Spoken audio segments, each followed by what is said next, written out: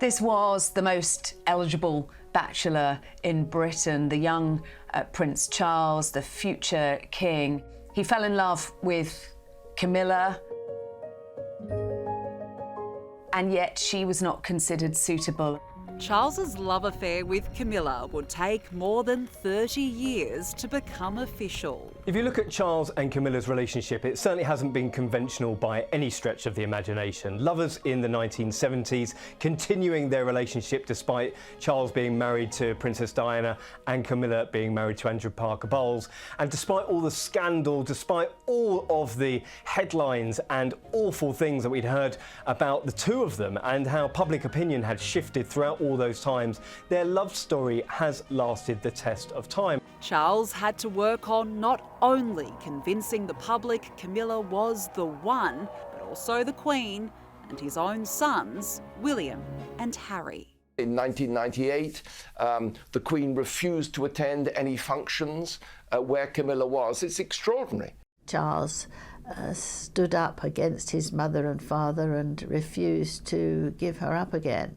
His marriage in 2005 to Camilla, grudgingly accepted at the time, but a monumental PR exercise that has rehabilitated Camilla in the public image. I think that he's entitled to fall in love with someone who he was completely compatible with.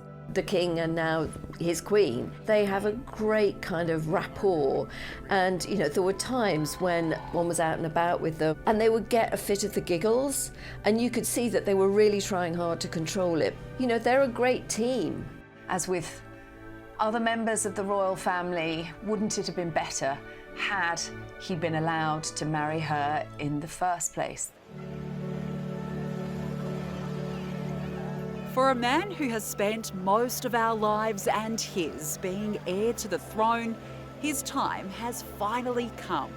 With Camilla, once Queen Consort, now Queen, by his side, he's ready to face the highest profile job in the world. I think this is a man that has finally found his time. He's been waiting in the wings for an inordinate amount of time, until he was 73. He's a man who was very much misunderstood. He was seen as being totally bonkers when he used to talk about organic farming and holistic medicine, for example, and his approach to climate change, making his first speech back in 1970 when this was not a fashionable issue by any stretch of the imagination. Look where he is now. His ideas have come into the mainstream.